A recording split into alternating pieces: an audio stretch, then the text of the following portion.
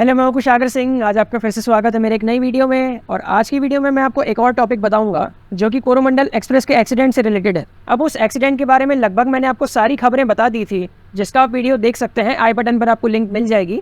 हाल ही में मैंने उसका वीडियो डाला है। और आज की वीडियो में हम ये जानेंगे कि कोरोमंडल एक्सप्रेस का जो इंजन है वो मालगाड़ी के ऊपर कैसे चढ़ गया। अब आपके मन में डाउट जरूर से आया होगा कि आखिर वो इंजन ऊपर कैसे चढ़ गया।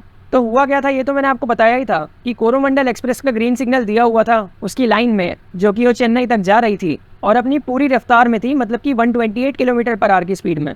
और वहीं उसकी लूप लाइन में वहां पर मालगाड़ी खड़ी थी और वो बॉक्सन मालगाड़ी थी जिसमें कि पूरा का पूरा लोहा भरा हुआ था, मतलब कि उसमें लोहे की लोडिंग थी। और वो लोहा आप जानते ही होंगे कि बहुत ज़्यादा भारी होता है। और मालगाड़ी के सबसे लास्ट में ये भी आप जानते होंगे कि गार्ड वैन रहता है, जैसा कि आप फोटो में देख ही पा रहे होंगे। ये होता है गार्ड वैन और यही हर मालगाड़ी के पीछे लगा रहता है। वैसे ही वो उस मालगाड़ी के पीछे भी लगा था। तो जब कोरोमंडल एक्सप्रेस आके तुरंत ही टकराई है 128 की स्पीड में, तो उस समय इम्पैक्ट ऐसा आया है कि इंजन उसके ऊपर चढ़ गया है। अब कैसे चढ़ा है, तो यहाँ पर आप इस मालगाड़ी के ब्रेक वैन को ध्यान से समझिए। अब जो एक गार्ड का ब्रेक वैन रहता है, इसमें आप देख पा रहे होंगे कि जहाँ पर गार्ड बैठता है उसके आगे में थोड़ी सी जगह होती है।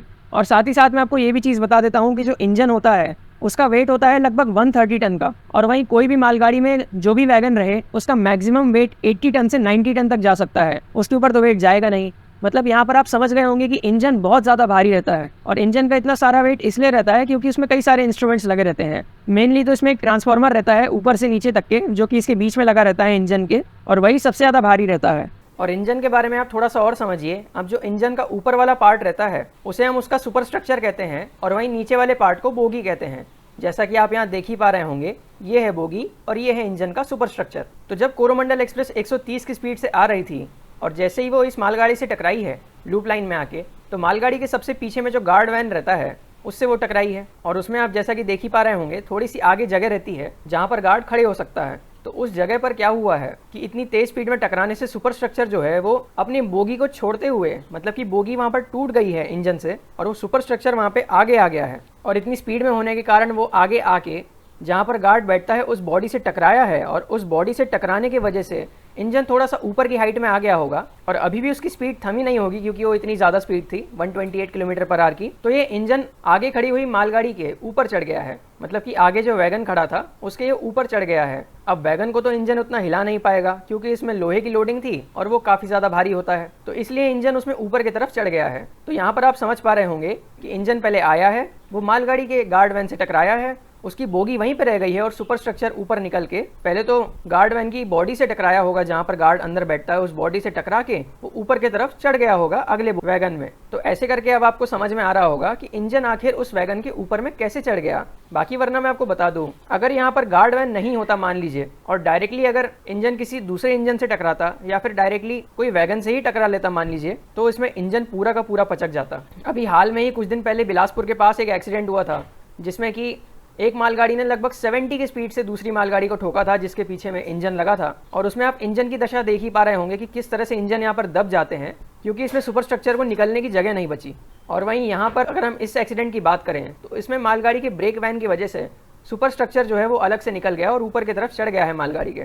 फिर आपके मन में ये भी डाउट आ रहा होगा कि लोको पायलट्स और गार्ड्स का क्या हुआ है इस पूरे एक्सीडेंट में। तो मैं आपको बता दूं कि जो लोको पायलट दोनों चला रहे थे इस ट्रेन को, तो वो दोनों के दोनों सुरक्षित हैं। अब जो इसमें मेन लोको पायलट थे तो उनकी पसली की हड्डी टूट गई थी और वो हड्डी टूट के उनके लंग्स के अंदर में घुस गई थी, जिस कारण से उनको इंटरनल ब्लीडिंग हो गई थी और वो काफी दिनों तक आईसीयू में एडमिट रहे हैं। लेकिन अब फिलहाल वो सुरक्षित हैं और खतरे से बाहर हैं। और वहीं हम अगर असिस्टेंट लोको पायलट की बात करें इस ट्रेन के, तो उनका भी पैर टूट गया था लेकिन वो भी सुरक्षित है। तो भुवनेश्वर के एम्स अस्पताल में इन दोनों का इलाज चला था और इनकी किस्मत भी काफ़ी ज़्यादा अच्छी है कि ये लोग बच गए। अब क्योंकि क्या हुआ था कि जो सुपर स्ट्रक्चर था उसमें कुछ ज़्यादा प्रॉब्लम आई नहीं है, वो मालगाड़ी के ऊपर चढ़ गया जिस कारण से ये लोग बच गए हैं क्योंकि उसी के अंदर में दोनों लोको पायलट मौजूद थे। लेकिन वहीं अगर ये दूसरे कोई इंजन से या फिर मालगाड़ी के डायरेक्टली डिब्बे से टकराए होते तो उसमें इंजन दब जाता और सुपर स्ट्रक्चर भी दब जाता, और वो सुपर स्ट्रक्चर के दबने से इन दोनों की अंदर के अंदर ही मौत हो सकती थी। लेकिन इनकी किस्मत काफ़ी ज़्यादा अच्छी थी और इंजन की सिर्फ बोगी को ही नुकसान हुआ, सुपर स्ट्रक्चर बच गया जिस कारण से ये लोग भी आज सुरक्षित हैं। और वही अगर हम गार्ड की बात करें तो किसी भी गार्ड को कुछ नहीं हुआ। और वो जो मालगाड़ी थी जिसके ब्रेक वैन से ये इंजन टकराया है तो उसके गार्ड भी एकदम सुरक्षित है। अब आप सोच रहे होंगे कि ये कैसे, वो ब्रेक वैन तो पूरा का पूरा टूट गया होगा इंजन के टकराने से।